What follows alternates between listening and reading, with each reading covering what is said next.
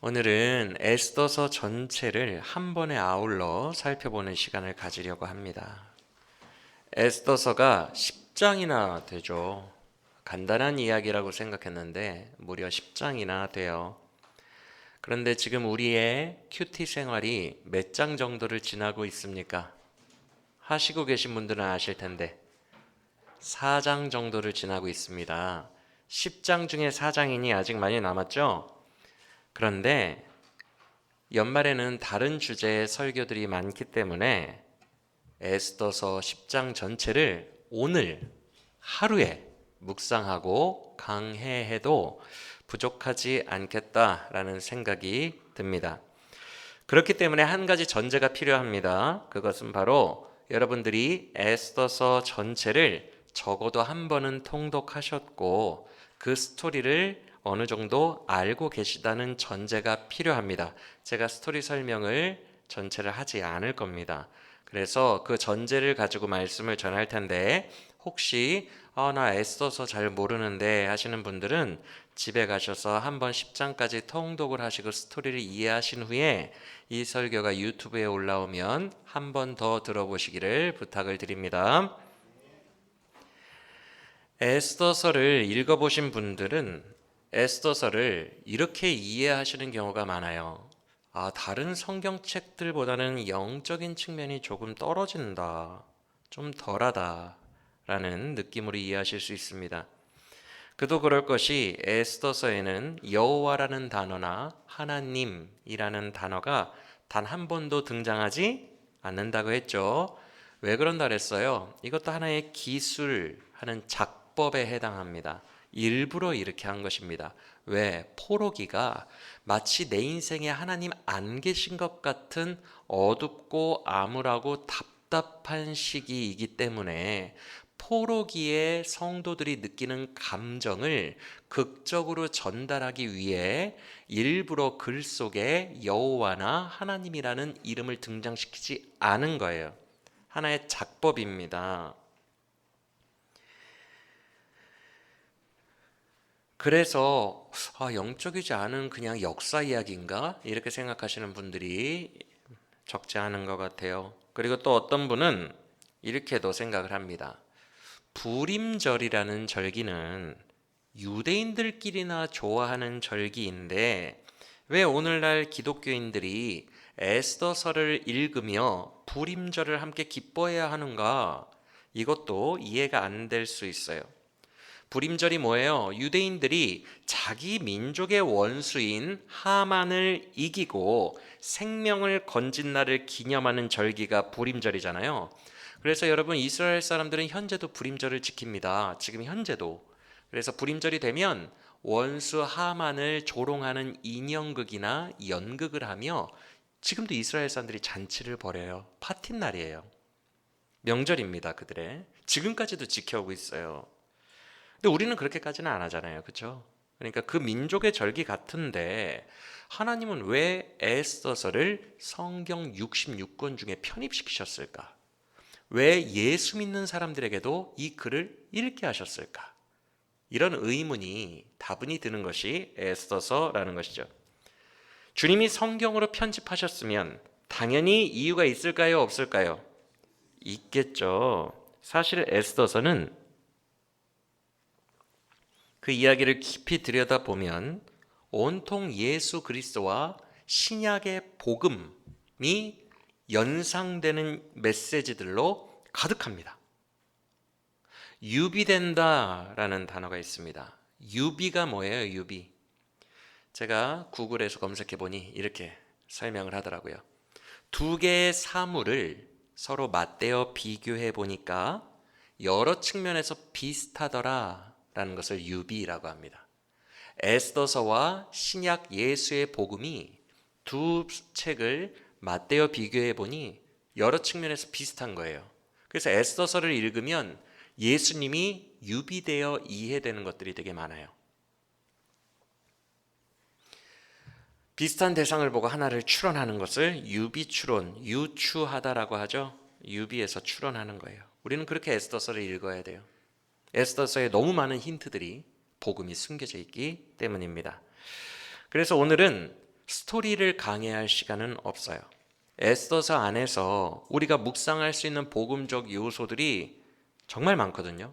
제가 발견한 것만 15가지에서 20가지 정도 되는데 그걸 지금 다 설명은 못하고, 그 중에서도 분명한 계시로서 우리들이 이해할 수 있는 부분들을 최대한 연결하여 묵상해보는 시간을 가지려고 합니다. 그래서 유대인들만의 민족 축제가 되어버린 불임절이 우리 예수 믿는 사람들에게는 어떤 영적 의미가 있는 것인지를 묵상하며 그 부림의 기쁨이 그리스도 안에서 우리에게도 동일하게 부어지기를 축원합니다. 가장 먼저 하만이라는 대적자의 존재에 대해서 묵상해 봐야 됩니다. 하만은 마귀를 상징합니다. 우리 기독교인들에게. 그리고 마귀가 실제로 에베소서 2장 말씀처럼 공중 권세를 잡고 있어요. 그리고 세상의 불순종의 자녀들, 즉 믿지 않는 불신자들의 마음을 장악하고 있습니다.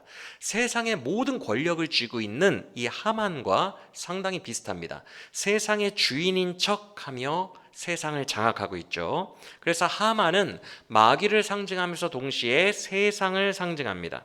어떤 측면을 보면 성도를 집중적으로 괴롭히는 적그리스도의 이미지와도 비슷한 측면이 있는 것 같아요.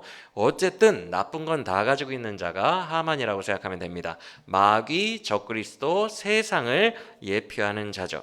그래서 이 하만은 오래전부터 하나님을 대적하고 하나님의 백성들을 대적했던 마귀를 연상시킵니다. 실제로 그 근거가 에스더서를 보면, 혹시 묵상하신 분들, 큐티하신 분들, 하만이 어느 자손이라고 말했는지 기억하십니까? 네, 하만은 아각 자손이에요. 아각 자손이 누구냐 하면 먼 옛날로 거슬러 올라가야 됩니다. 저를 보시면 여기가 지금 에스더가 살고 있는 최근이라고 생각을 해보시면 500년 전과 1000년 전으로 부분을 나누어 생각하면 편해요. 에스더서로부터 1000년 정도를 건너뛰면 모세가 이스라엘 백성들을 데리고 출애굽하던 시절이 나옵니다. 모세가 시내산을 향해 이들을 하나님과 계약 백성이 되게 하기 위하여 이스라엘을 인도하는데, 그들이 사막 기후를 걷다 보니 지칩니다. 그래서 그 행렬이 길게 늘어질 수밖에 없어요. 행군이 보통 그렇게 행렬이 길게 늘어졌을 때 제일 후미에 위치한 사람들은 보통 어떤 사람들이에요? 노약자들이 위치하겠죠. 그 사막 행군을 감당하기 어려운 사람들, 노인들, 어린이들, 임산부나 환자들, 주로 약자들이 후미에 뒤처져서 터벅터벅 걸어옵니다.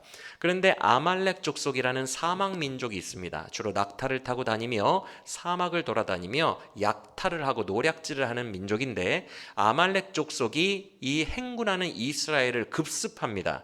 그때 너무너무 비열한 것이 뭐냐 하면 행렬의 후미부터 공격해 들어오기 시작해요. 그래서 후미에 있던 노약자들을 다 잔인하게 살해를 합니다. 이때 그 당시에는 40대에 젊었던 여호수아가 모세에게 제가 남자들을 데리고 가서 후미로 가서 그들을 막겠나이다 하고 남자들을 데리고 후미로 가서 여호수아가 그들을 막습니다. 그런데 그때 여러분들 잘 아시는 명장면이 나오죠. 모세가 산 위에 올라가서 손을 들고 기도하면 여호수아가 이기고, 팔이 저려서 손을 내리면 지고, 그게 아말렉과의 전투입니다. 그런데 그 전투에서 승리하죠. 결국 그 후에 아말렉이 물러가고 하나님이 모세에게 이건 성경에 써놔라 라고 말씀합니다. 아말렉은 이제 대대로 나의 원수이니 내가 어느 한때에 아말렉을 진멸하리라. 진멸이 뭐예요? 애기, 어른, 그들이 키우는 짐승까지 다 죽이는 것을 진멸이라고 합니다. 즉 지옥 심판과 같은 거거든요.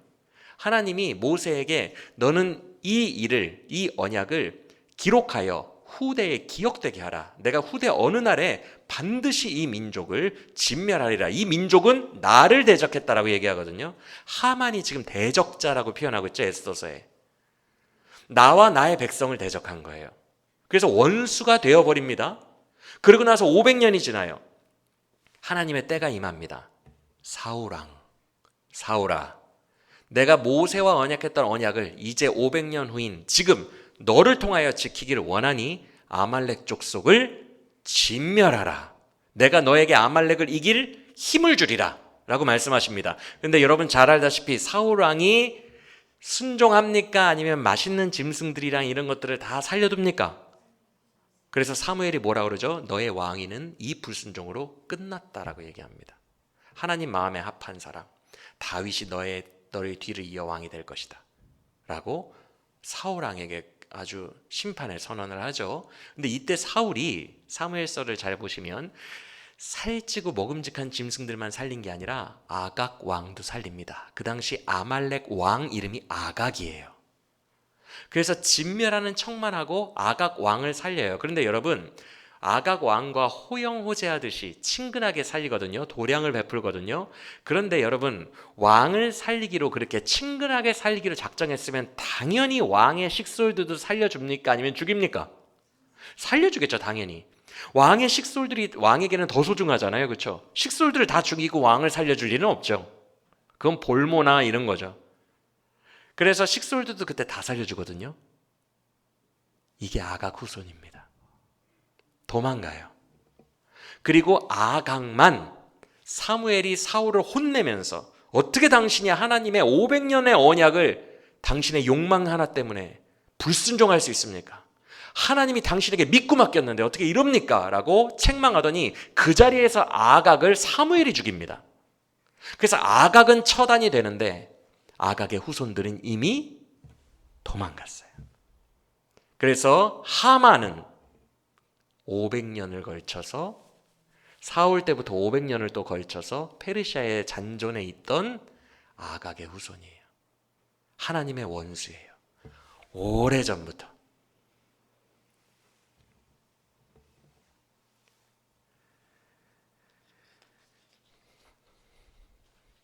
그래서 이 아각의 후손인 하만이 또 원수짓을 하는 거예요. 또 하나님을 대적하고 하나님의 백성인 유다인들을 진멸하려고 하는 거예요. 1000년을 걸친 스토리예요. 그런데 흥미로운 것은 에스더와 모르드게가 무슨 지파인지 아십니까? 베냐민 지파예요. 사울왕과 같은 지파예요. 그래서 그 후손들이 또 결자해지를 하는 거예요. 자기의 선조인 사울이 불순종으로 못했던 것을 그들의 후손인 에스더와 모르드게가 드디어 끝내는 거예요. 1000년에 걸쳐서.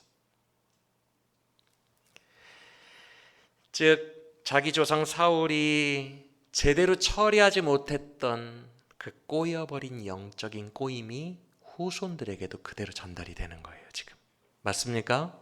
그래서 후손들이 위기를 겪게 되는 거예요. 또 한 번의 위기를.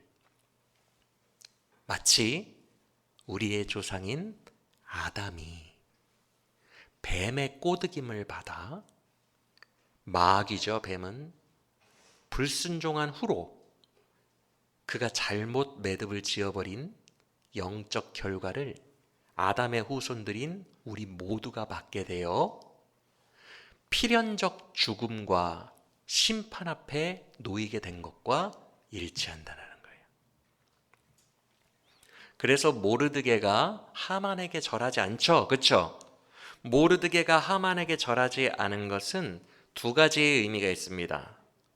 첫째로는 우상숭배예요. 왜냐하면 원어를 제가 연구해 보니까 모르드게가 꿇지도 아니하고 절하지도 아니하다, 꿇어 절하라 했다, 이렇게 두 단어가 합해져 있거든요. 늘 그 부분에서 꿇어 절하다, 이 두 단어가 경배하다라는 의미가 있어요. 그래서 우상에게 절하는 거죠.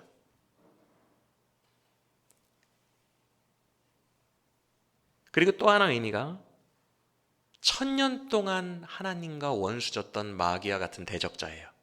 내가 유대인으로서 절할 수 없는 거죠. 이 두 가지의 의미가 섞여 있는 것입니다. 그래서 에스더서를 가만히 보면 하만의 앞에, 우리도 아까 읽었는데 어떤 단어가 자꾸 등장해요. 하만은 그냥 하만이라고 불릴 때도 있지만 유대인들 입장에서 불릴 때는 꼭 뭐 하나가 붙어요. 단어가 대적자 하만입니다. 대적. 원수 하만, 대적 하만. 이런 수식어가 늘 그에게 붙죠. 한 예로 에스더가 왕에게 모든 것을 털어놓는 장면이 있어요. 왕이시여, 저는 사실 유대인입니다. 근데 어떤 악한 자가 우리 민족을 죽이려 합니다. 왕이시여, 이렇게 털어놓는 장면이 있는데 그때 왕이 에스더에게 이렇게 물어봅니다. 아니 왕비, 대체 그런 악한 사람이 누구란 말이요? 그랬더니 에스더가 바로 옆에 있는 하만을 가리키면서 뭐라 그래요? 이 악한 원수 대적 하만입니다라고 얘기하거든요. 원수 대적 마귀. 여러분들 중에 기도하실 때 그렇게 기도하시는 분들 계시죠? 저 원수 대적 마귀를 주님. 하만은 그래서 마귀를 상징해요. 원수 대적이에요. 그래서 에스더서 전체를 가만히 살펴보면 이 하만이라는 인물이 가진 몇 가지 마귀를 예표하는 특징과 근거들을 우리가 확인할 수 있습니다. 첫째, 유대인 전체를 죽이겠다는 마인드예요. 이것이 마귀의 특징이죠. 유대인 전체를 죽이겠다. 그리고 둘째는 하만도 와이프랑 이렇게 아내랑 만나는 장면이 나오거든요. 아내랑 대화하는 장면이. 하만이 아내에게 그래요. 여보, 나 오늘 왕비가 개최하는 특별히 신하 한 사람만 부르는, 제일 높은 신하 한 사람만 부르는 잔치에 나 초대됐다? 나 대단하지? 그런데 여보, 나 기쁘지 않아. 내가 저 모르드게를 죽이지 않는 한 내 마음이 이렇게 귀한 잔치에 초대받아도 기쁘지 않아 여보. 그랬더니 하만의 아내가 뭐라 그러죠? 그러면 당신 우리 집 마당에 저 모르드게를 달아 죽일 23m짜리 장대를 세워놓고 가세요. 모르드게를 거기에 달아 죽입시다. 잔치가 끝나면. 이렇게 얘기하는 장면이 나오거든요. 하만이 뭐라 그래요? 내가 아무리 기쁜 일이 있어도 유다인들을 죽이지 않는 한은 내 마음이 풀어지질 않아. 이게 마귀의 집착이고 집념이고 마귀의 의지력입니다. 내가 하나님의 사랑하는 자녀들을 같이 지옥 불거둥이에 데리고 들어가지 않는 한은 내 소원이 끝나질 않아. 내 목마름이 끝나질 않아. 이게 마귀의 집념이에요. 마귀는 전심전력합니다. 우리를 지옥에 보내지 않고서는 성에 차지를 않아요. 오직 그의 목표는 이거 하나예요. 다른 기쁨이 없어요. 세 번째는 그의 영광이에요. 앞서 하만이 자기 아내를 만났을 때 성경을 보면 이렇게 표현되는 구절이 있습니다. 그의 영광을 자랑하고 그의 자녀가 많은 것과 권세를 아내 앞에서 자랑하더라라고 되어 있거든요. 그의 영광이 있어요. 자랑할 만해요. 그는 세속의 모든 영광을 다 가지고 있어요. 마귀가 실제로 그렇거든요. 마귀는 세상의 모든 화려한 영광을 다 가지고 있어요.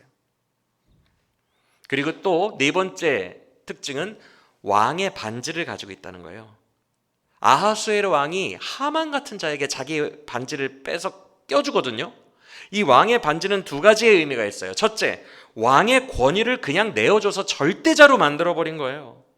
그래서 창세기를 보면 야곱의 아들 요셉이 애굽의 총리가 되었을 때 똑같은 행동을 하죠. 애굽의 바로 왕이 반지를 빼어 요셉에게 주죠. 왕의 반지를 빼어서 준다는 것은요, 절대자, 총리로 임명한다는 뜻이에요. 그래서 이제는 이 사람의 말이 내 말과 같으니 너희는 이 사람의 정책을 다 들으라는 얘기예요. 순종하라는 얘기예요. 그런데 애굽의 왕과 차이가 있어요. 페르시아 황제의 반지는 더 특별해요. 왜냐하면 페르시아의 법 중에 왕의 반지는 왕의 도장입니다. 옥새입니다. 그래서 반지에 인장이 새겨져 있어요.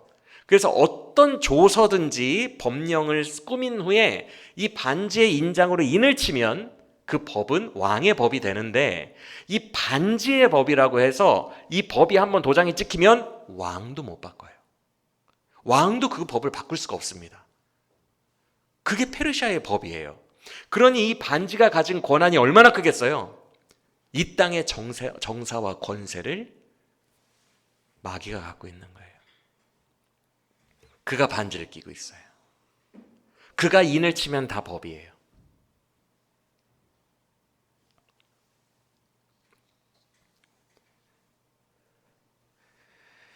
다섯째는 하만의 영적인 측면이에요. 여러분, 하만이 이야기를 읽다 보면 어떤 이미지로 그려져요? 세속의 권력이 강한 총리니까 세속의 부유함으로 막 기름이 잘잘 흐르고, 그리고 세속을 통치하는 탐관오리 같은 그런 이미지로 우리는 연상을 하며 스토리를 읽는데, 실제로 본문을 보면 하만이나 하만의 가족들이 세속적 탐관오리 스타일이 아닌 상당히 신비적 영적 특징을 가지고 있음을 보게 됩니다.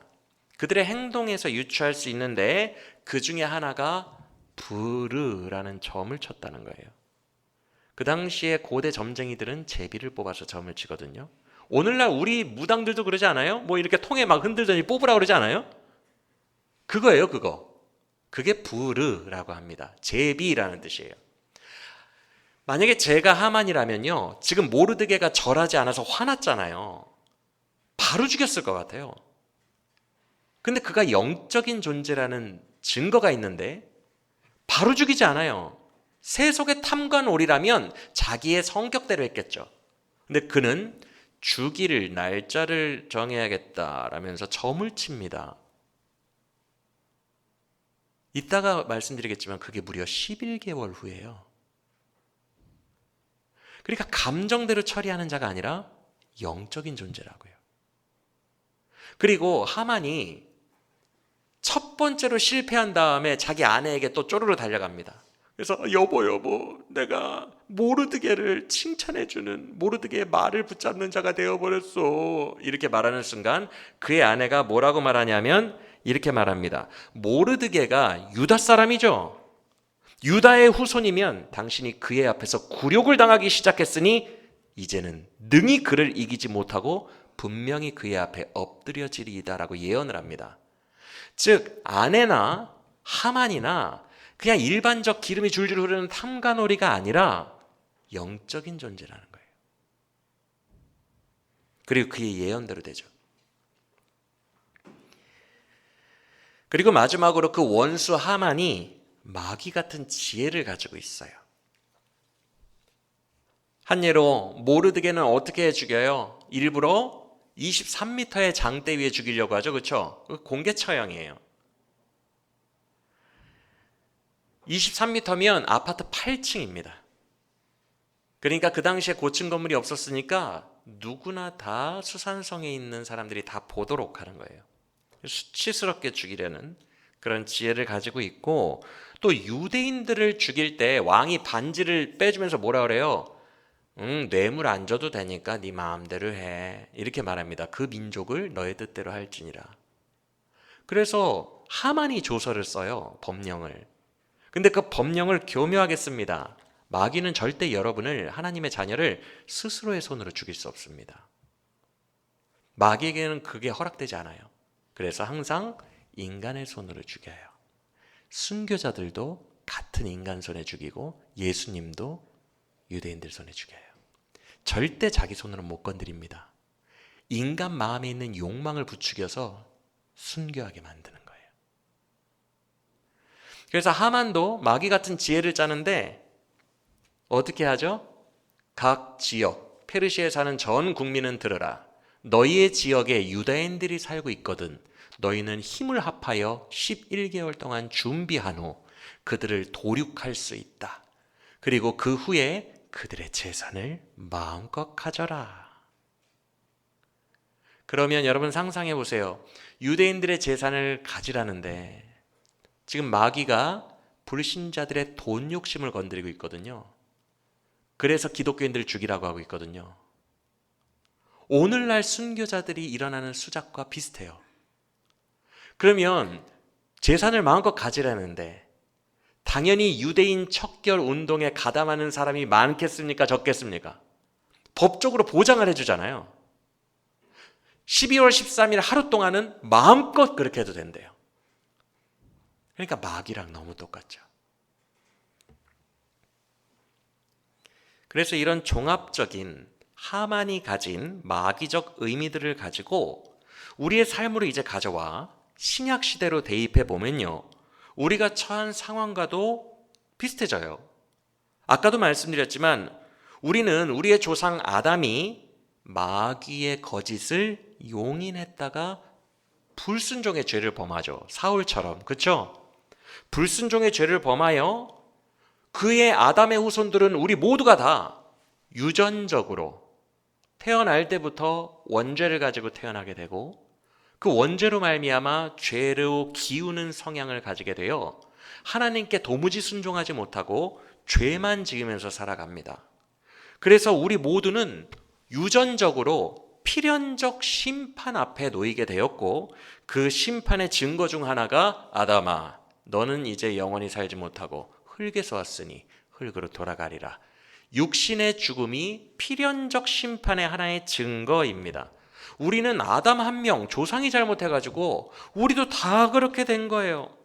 그리고 하나님은 아담이 실패하는 그 순간에 뱀에게 뭐라고 말씀하시냐면 뱀아 너는 대대로 여자의 후손들 하와의 후손들과 원수가 되리라. 그리고 결국 여자의 후손 단수 여자의 후손 중 한 명 예수 때에 너의 머리가 밟혀 너는 패배하게 되리라 라는 것을 창세기 3장에 이미 예언을 하십니다. 이해가 되십니까? 마치 아말렉의 후손들과 1000년 동안 원수 생활을 했던 것처럼 우리도 뱀과 마귀와 계속해서 원수 생활을 한다는 거예요. 누가 오시기 전까지요? 예수님이 오셔서 모든 것을 승리로 바꾸시기 전까지. 그 후 쫓겨난 사탄이 요한계시록을 보면 뭐라고 표현되어 있죠? 요한계시록 11장에 성도들과 싸우려고 작정하고 버티고 섰더라라고 되어 있죠. 그렇죠? 하만과 비슷해요. 내가 유대인들을 죽이지 않으면 내가 밥도 못 먹겠어 라는 것과 비슷합니다. 아주 열심히 주의 백성들을 대적하기 시작합니다. 그게 마귀예요. 여러분, 우리는 우리 모두의 불임절이 예정되어 있는 자들이에요. 그게 바로 여러분의 개인적 죽음입니다. 우리는 내가 언제 죽을지 모르지만 분명한 것 하나는 우리는 다 죽는다는 거예요. 주님만 아세요. 그 예정일을. 우리는 예정된 자들이에요.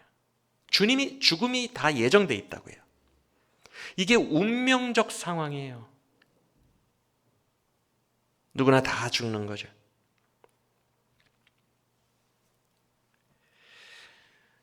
이 불임절이 부르에서 유래했죠. 여러분, 이 하만이 영적이라는 게 부르로 점을 쳐요. 물론 마귀적 영적인 거죠. 근데 이 부르가 제비 뽑기 할 때 제비라는 뜻이거든요. 히브리어로. 근데 원래 제비 뽑기에는 다른 단어가 있어요. 여호수아가 12지파에게 땅을 나눠줄 때도 제비 뽑기 했죠. 구약 성경을 보면 제비 뽑기가 자주 나오죠. 그때는 부르라는 단어가 안 씁니다. 다른 전용 단어가 있어요. 부르는 에스더서에만 쓰이는 희귀 단어예요. 그러면 왜 부르가 쓰였지? 부르는 좋은 의미가 아닙니다. 여호수아가 땅을 나눠주는 것도 축복의 의미가 있죠. 이제는 다들 땅을 분배받아서 즐겁게 잘 행복하게 살아라 라는 축복의 의미가 있고 좋은 의미가 있잖아요. 그리고 유대인들이 구약 성경에서 제비를 뽑을 때는 다 좋은 의미로 뽑습니다. 주의 뜻을 분별하기 위하여. 맞습니까? 부르는 나쁜 제비예요. 부르라는 단어 속에는 어떤 의미가 숨어 있냐면 첫 번째 의미가 디스트로이, 파괴하다, 산산조각내다, 부셔버리다라는 뜻이 있어요. 완전히 막 산산조각내는 거. 아주 나쁜 뜻이 있어요. 그리고 또 하나의 뜻이 뭐냐 하면 운명이라는 뜻이 있어요. 파괴될 운명, 그게 부르예요. 그래서 마귀가 하만이 그걸 제비로 뽑은 거예요.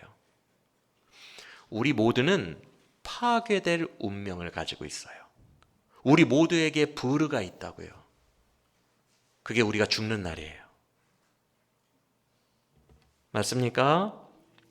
근데 흥미로운 게 있어요. 아까 미리 다 힌트를 드렸는데 흥미롭게도 기간이 있다는 거예요. 성경을 보면 하만이 몇 개월 기간이 있는 그 제비가 뽑혔다고요? 11개월. 하만이 제비를 뽑을 때가 1월 13일. 유대인들을 죽이라고 명령한 게 12월 13일. 1월 13일에 뽑았으니 11개월이 남은 거예요. 맞습니까? 즉 당장 죽이는 게 아니라 무려 11개월이나 그 기간이 남아있다는 거예요. 그래서 하만이 법령에 뭐라고 쓰냐면 이 단어가 성경에 나와 있습니다. 각 지역에 살고 있는 유다인들의 이웃들은 듣거라. 너희는 12월 13일이 되면 마음껏 그들을 죽일 수 있으니 그때까지 준비하라라는 말이 있어요. 법령에. 철저히 준비하라는 거예요. 즉 11개월의 시한부 인생이 주어졌는데 그 시간 대적자들은 준비합니다. 열심히 준비합니다. 그러면 여러분 입장에서 상상해 보세요. 여러분이 그 지역에 살고 있는 유대인이에요. 지금 포고령이 내렸어요. 그런데 이웃들 눈빛이 달라져요? 안 달라지겠어요? 여러분의 재산과 여러분을 바라보는 눈빛이 음흉해지고 어떤 이웃은 갑자기 오더니 태도가 돌변하더니 막 교만하게 굴어요. 어차피 죽을 거 아니야. 나한테 잘 보여. 막 이렇게. 여러분 인간들이 사는 세상이에요. 절대 바꿀 수 없는 왕의 반지로 법령이 떨어졌어요. 그러면 이렇게 변화되는 사람들이 느껴질까요? 안 느껴질까요? 상식적으로. 당연히 느껴지죠. 대적자들이 누구인지 알기 시작합니다. 드러나요. 왜? 하만이 준비하라고 했으니까. 준비하는 사람들이 이웃들이 다 드러납니다. 11개월은 적군이 준비하는 시간인 동시에 우리 쪽도 준비하는 시간이에요. 그래서 역전의 날이 됐을 때 유대인들이 반대로 그들을 대적자들을 물리치잖아요. 그렇죠? 그 날이 되었을 때 여러분 스토리 다 아시죠? 물리칠 때 엄청 많이 죽여요. 한번 9장 16절 보시겠어요? 9장 16절. 9장 16절을 보면 페르시아의 각 지방에서 그날 하루 동안 유대인들이 도륙한 숫자가 몇만 명이라고요? 7만 5천 명. 어떻게 이렇게 많이 속간했죠? 11개월 동안 다 들켰으니까. 이해가 되십니까? 11개월 동안 칼을 갈고 있었던 사람들 다 들키잖아요. 유대인들이 이날에 역전한 거예요. 그들을 다 기억해 놓고 있다가 무려 7만 5천 명이나 도륙한 거죠. 즉 11개월이라는 시한부가 우리 모두에게 주어졌어요. 각자 자기가 언제 죽을지 모르잖아요. 하지만 우리의 죽음은 예정돼 있어요. 우리의 부르는 예정돼 있다고요. 이 기간은 마귀도 역사하고 준비하는 기간이지만 우리도 역사하고 준비하는 기간이라는 거예요. 이 기간 동안에 예수 믿고 구원받아야 돼요. 우리가 준비할 기간이 용케 생겼어요. 우리에게도 소망이 있다고요. 실제로 이 11개월 동안에 모르드게와 에스더가 활약하여 역전을 시켜내버리잖아요. 예수님은 이 모든 것을 본인이 활약하여 역전시키셨어요. 할렐루야. 그 예수님을 믿고 그의 구원으로 역전할 기회가 11개월이라는 시간 속에 있다고요. 여러분 우리는 언제 죽을지 몰라요. 기억이 잘 안 나는데 엊그저께 뉴스에 자다가 갑자기 급사하신 분이 있었는데 기억이 잘 안 나네요. 우리도 그럴 수 있어요. 여러 이유들이 있을 수 있어요. 언제 죽을지 몰라요. 그 세포 하나하나, 어떤 작은 혈관의 하나하나가 내가 통제하지 못하는 사이에 터지고 일이 일어나는 걸 우리가 어떻게 예측하고 통제할 수 있겠습니까? 우리가 죽을 때가 언제인지 모르나 분명한 것은 지금 호흡이 있을 때가 예수 믿고 구원받을 기회라는 거예요. 우리도 이게 기회예요. 이 기회를 놓치지 않고 이 11개월을 정말 알차게 살아가는, 영적으로 알차게 살아가는 우리 모두가 되기를 간절히 원합니다.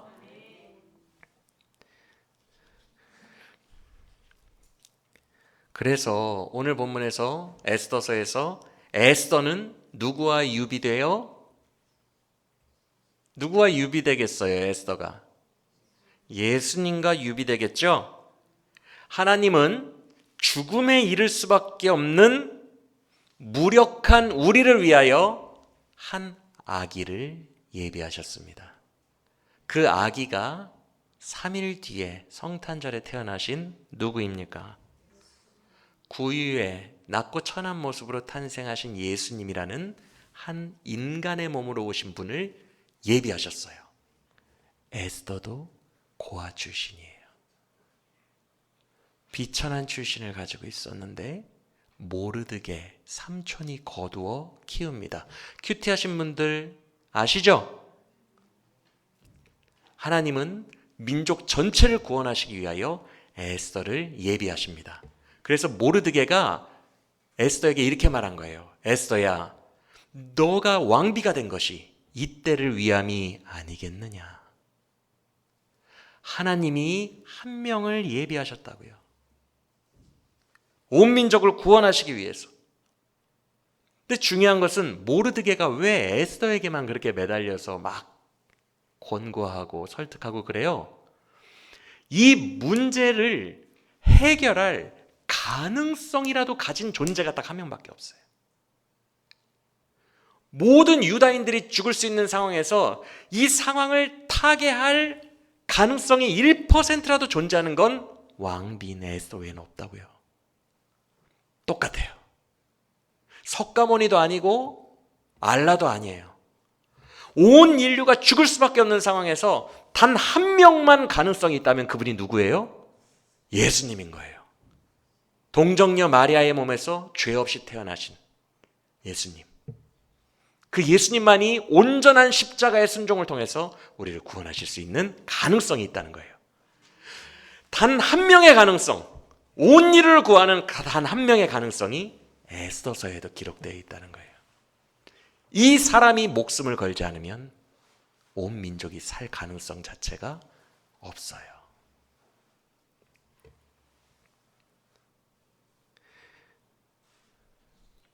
그래서 모르드게와 수산성에 있는 유대인들이 굵은 베옷을 입고 슬퍼할 수밖에 없었던 거예요. 에스더 외에는 모두 가능성이 없으니까 그냥 할 수 있는 일은 나에게 주어진 죽음의 날을 슬퍼하고 애통할 수밖에 없는 것. 그게 예수 그리스도를 맞이하기 전에, 아기 예수 탄생을 맞이하기 전에 온 인류의 형편이었던 거예요.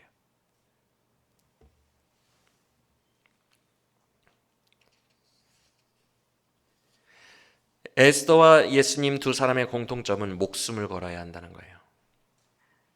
근데 또 하나 공통점이 있는데, 오늘 아동부 때도 아이들에게 설교를 했는데, 두 사람은요 다 죽는데 살 수 있어요. 에스더는 그것도 두 사람 모두 왕궁에서 살 수 있어요. 에스더는 왜 살 수 있죠? 여러분 스토리 아시죠? 자기가 유다인임을 밝히고 왕비가 됐어요? 숨겼다가 왕비가 됐어요? 숨겼어요.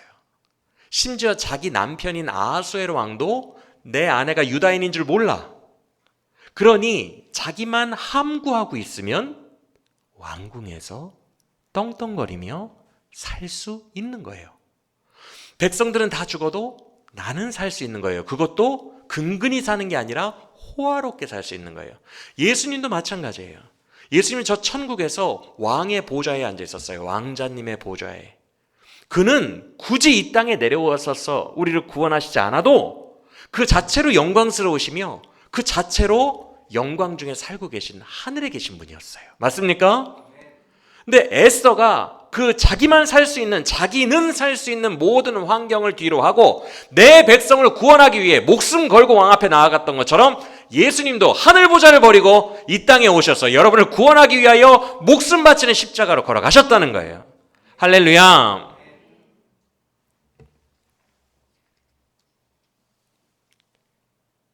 오직 단 한 사람에게만 열쇠가 주어졌는데 그 열쇠를 든 자가 자기의 안위를 바라지 않고 목숨을 희생함으로 하나님의 백성 모두를 살려냈던 이야기가 에스더서이며 우리가 믿는 예수 복음입니다. 할렐루야. 그래서 이때부터 스토리는 역전이 되어버려요. 에스더가 왕 앞에 나아간 순간부터 역전되고요. 예수님이 이 땅에 오신 순간부터 우리의 삶은 역전됩니다. 할렐루야. 우리가 원래 죽을 날이었던 부르의 날은 우리가 역전하고 승리하고 부활하는 불임절, 부활절이 된 거예요. 믿으십니까? 그래서 죽음이 전부인 불신자들에게 장례식장은 무조건 슬퍼하고 애곡하는 날이겠지만, 그런 장소이겠지만, 그리스도를 믿고 죽은 성도에게는 부활의 소망을 찬송까지 할 수 있는 기쁨의 날이 되는 거예요. 왜? 죽은 후에 다시 부활할 소망이 있기 때문에, 우리는 그리스도 안에서 영생을 가졌기 때문에, 우리는 그 슬픈 이별의 순간에도 이거는 잠시만의 이별일 뿐이요, 우리는 천국에 이를 수 있다는 소망을 얼마든지 장례식장에서도 노래할 수 있는 것입니다. 믿으십니까? 그래서 천국과 지옥을 하루 만에 내가 오갔어, 이런 말이 있는 것처럼 그 한 날, 그 부르 한 날 동안 유대인들은 지옥에서 천국으로 옮겨진 거예요. 죽음에서 부활로 바뀐 겁니다. 생명을 얻은 거예요. 우리에게도 불임절은 그런 의미라는 것을 믿으시길 바랍니다. 에스더 한 사람의 희생으로 전 국민이 구원받은 것처럼 예수 그리스도 한 사람의 희생으로 우리 모두가 구원받아 천국과 지옥으로 오간 겁니다. 사망이 생명으로 바뀐 것입니다. 믿으십니까? 그래서 그때부터 통쾌하게 역전의 이야기가 펼쳐지죠. 하만이 내가 저 모르드게를 나무에 달아서 죽일 거야 라고 했지만, 결국 그 나무에 누가 매달려 죽게 돼요? 하만 자신이 매달려 죽게 됩니다. 사탄 마귀는요, 하나님의 아들 예수를 인간들의 손으로 죽게 하면 하나님도 더 이상 인간들을 용서하지 않을 거야. 아들까지 죽였으니까 그동안에 선지자와 예언자들을 보내어 회개하라고 몇 번을 말했는데도 안 듣더니, 아들도 보냈는데 아들마저 죽이면 하나님도 이들을 포기할 거야. 마귀는 이렇게 생각하고 하나님의 아들을 배신한 제자의 손에, 그리고 유대인들의 손에 죽게 하셨어요. 그러면 될 줄 알았어요. 근데 예수님이 십자가에서 그 저주를 다 받으시고 죽으시는 바로 그 순간이 우리 모두의 저주를 십자가에서 끊으시고, 그 순간이 죄와 사망의 권세를 부수시는 순간이었고, 그는 십자가에 달려 죽으시는 순간 부활하셨습니다. 할렐루야. 그리고 그 저주의 심판은 고스란히 누구에게 임해요? 이제 그 십자가의 저주는 누구에게만 임해요? 마귀와 그를 따르는 대적자들에게로 옮겨가서 그들이 요한계시록 21장에서 지옥불에 들어가게 되는 거예요. 할렐루야. 역전이 일어나는 거죠. 원래는 주의 백성들이 죽는 거였는데 주의 백성들이 살고 마귀가 들어가는 거예요. 근데 이때 중요한 원리 하나가 있는데, 아까도 말씀드렸지만 페르시아 왕의 인장 반지로 찍은 거는 누구도 못 고쳐요. 이 법은 왕도 못 고쳐요. 그래서 어떻게 해요? 어떻게 역전이 일어나요? 스토리 아세요?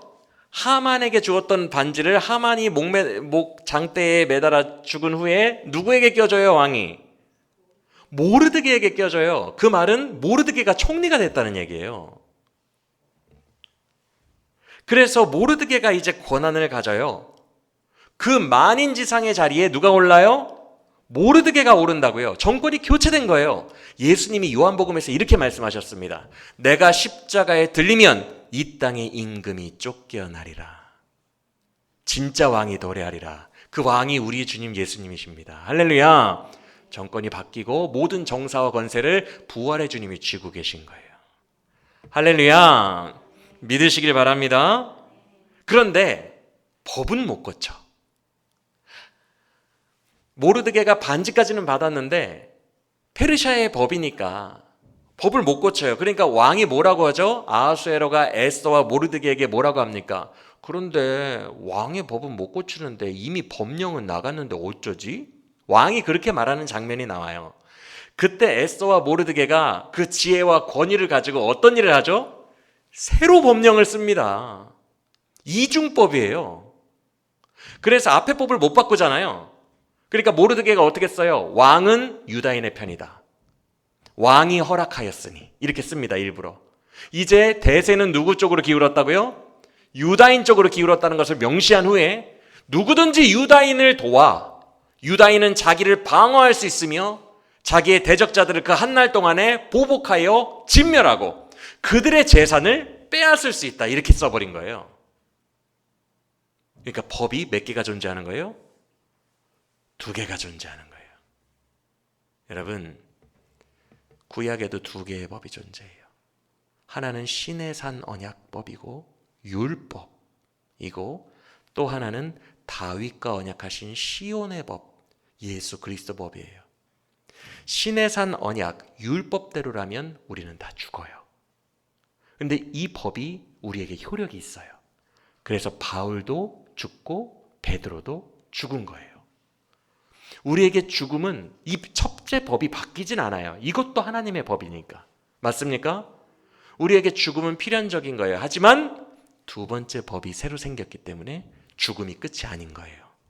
2번째 법은 누가 만드셨어요? 새로 반지를 끼고 정사와 권세를 가진 우리의 새로운 왕 예수님이 2번째 법령을 만드셨는데 내 안에서 믿음으로 죽은 자는 부활하리라. 영생을 얻으리라. 이 2번째 법의 효력이 우리에게도 흐르고 있는 것입니다.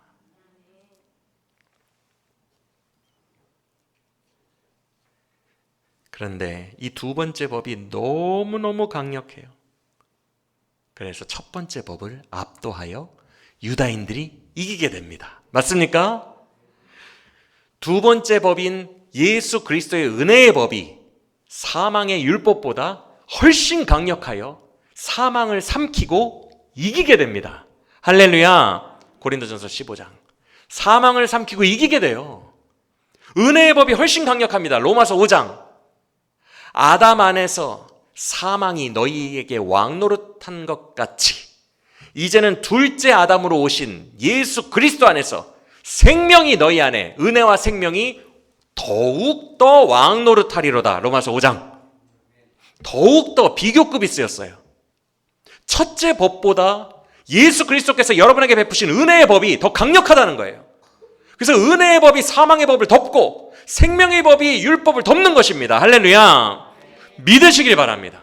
압도하여 승리하는 거예요. 2번째 법에 예수 그리스도의 법의 권위가 그렇게 있는 거예요. 할렐루야. 그래서 놀라운 것은 아까 12월 13일이 불임절이라고 했잖아요. 그동안 7만 5천 명 죽였다고 그랬죠. 제가 숫자 예약해가지고 잘 기억이 안 나는데 7만 5천 명 맞죠? 7만 5천 명을 죽였다고 했어요. 그런데 그때 에스더가 모르드게와 함께 왕에게 나가서 뭐라고 하냐면 부족해요. 시간이 14일도 하루 더 주세요. 대적들을 진멸하기까지 시간이 부족합니다. 진멸이 왜 중요해요? 아까 다 설명드렸죠? 1000년간 원수를 진멸하겠다고 했던 아말렉 족속에 대한 진멸이잖아요. 그렇죠? 하나님의 언약이 사울의 후손인 베냐민 지파 사람들에 의해서 성취되죠. 그렇죠? 그때의 실수가 지금 만회되죠? 그 만회를 위해서는 대적들을 완전히 멸해야 되는데 하루가 지금 모자라대. 그랬더니 왕이 14일도 허락해 줍니다. 그래서 14일 동안에 모든 것을 완결하고 끝냈기에 불임절은 우리가 아까 읽었던 9장 말씀처럼 이틀 동안 잔치를 하는 거예요. 13일과 14일 동안에 2배입니다. 여러분, 예수 그리스도의 법이 첫째 법을 압도하는데 2배로 압도해요. 여러분에게서 죄가 역사합니까? 예수 그리스도의 은혜는 2배로 역사합니다. 여러분 안에 사망이 역사합니까? 그의 생명은 2배로 역사합니다. 지금 우리의 삶이 한보 후퇴한 것처럼 보이지만 그리스도 예수 안에 있는 승리가 우리를 2보 전진으로 이끌게 될 것입니다. 예수 그리스도의 승리를 믿으시길 바랍니다. 그는 압도적인 분입니다. 그가 이루신 일들을 결코 경시하지 마시고 감격함과 감사함으로 그의 능력을 온전히 받는 우리 모두가 되시기를 예수 그리스도 이름으로 간절히 축원합니다.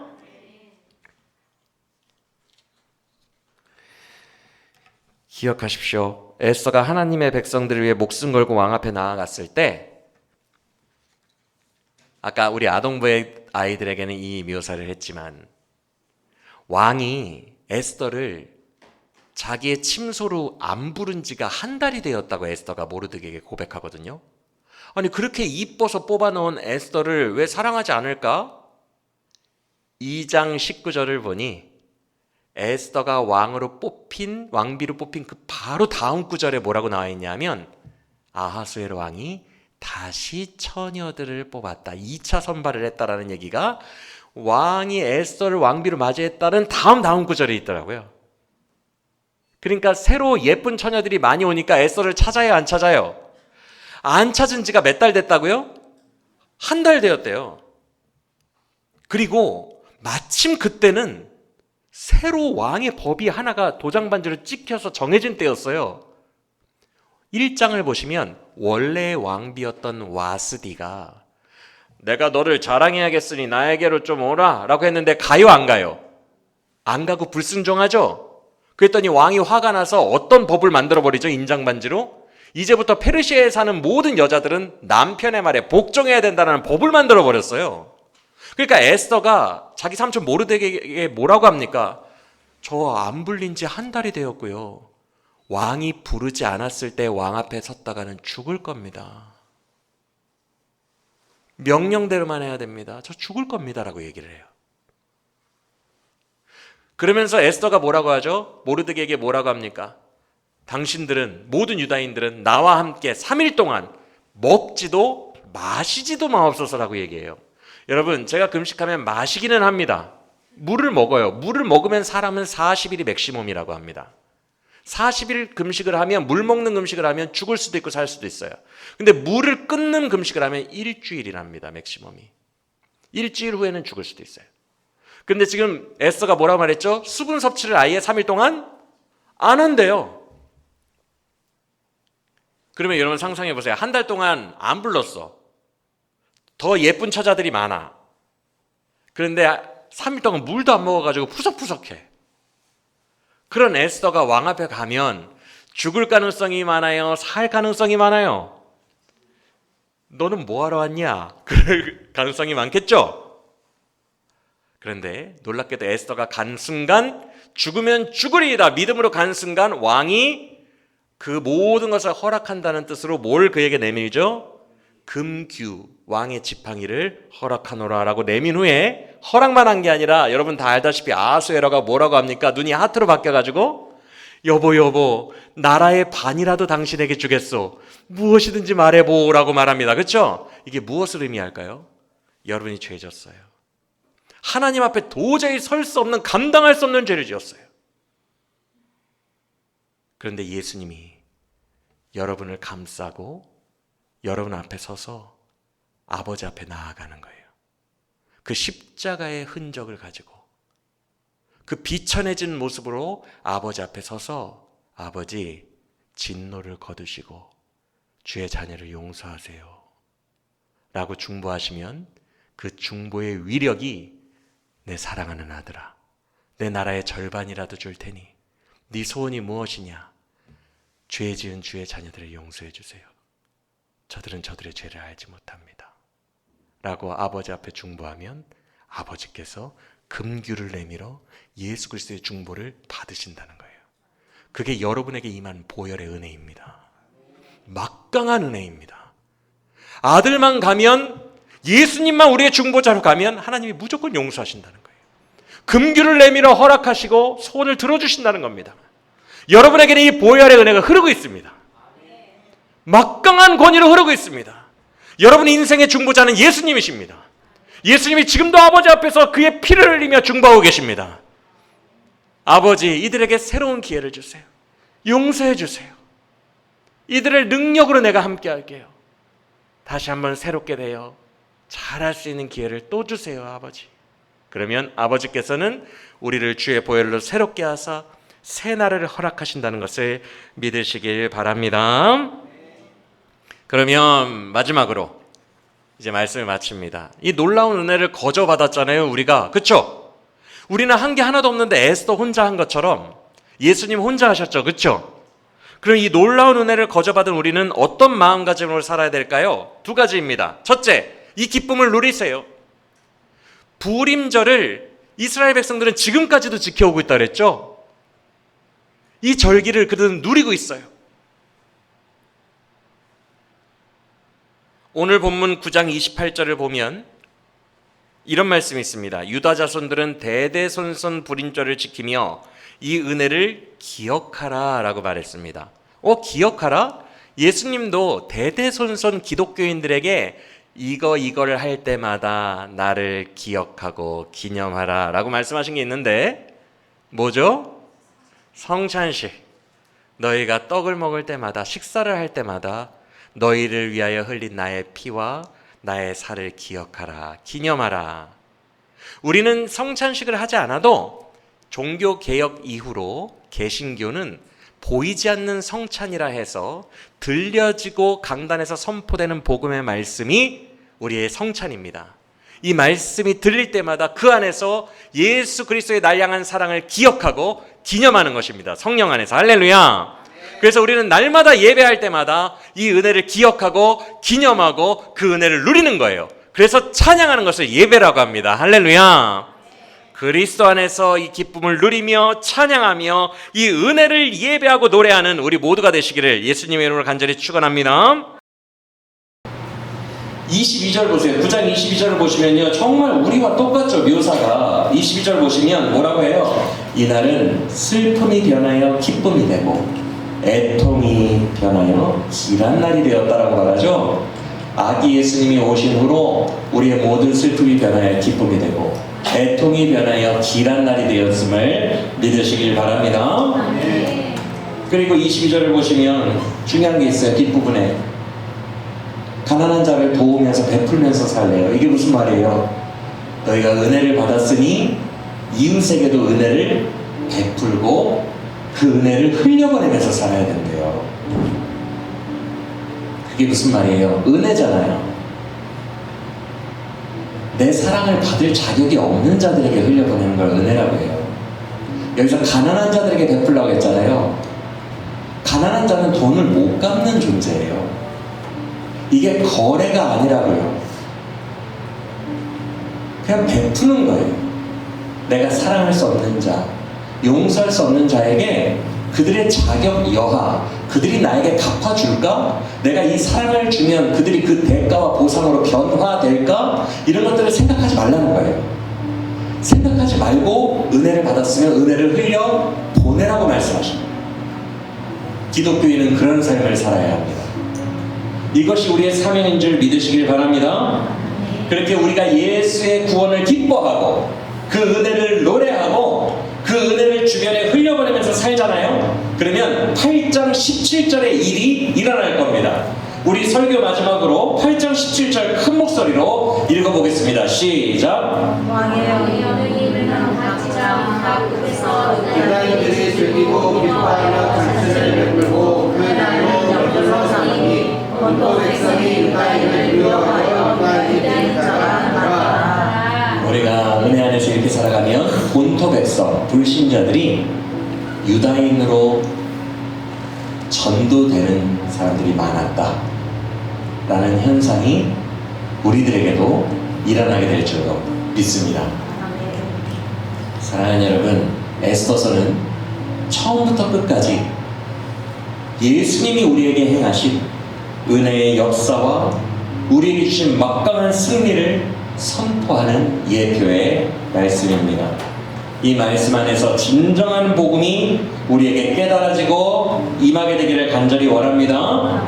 그리고 이 복음 안으로 성령을 싣고 깊이 들어가시길 바랍니다. 그래서 이 복음의 은혜에 사로잡혀 이 은혜의 강력 안에서 아버지의 사랑을 깨달아 아버지의 중생하심과 새롭게 씻으심으로 새롭게 변화되어 다시 한번 의의 길, 생명의 길, 주의 뜻이 있는 길로 힘차게 나아가는 우리 모두가 되기를 간절히 원합니다. 그래서 여러분이 제2의 에스더가 되고 예수님의 제자가 되기를 간절히 원합니다. 많은 사람들이 여러분 안에 빛나고 있는 은혜의 빛을 보고 예수 믿는 자들로 돌아와 구원 얻게 되기를 원합니다.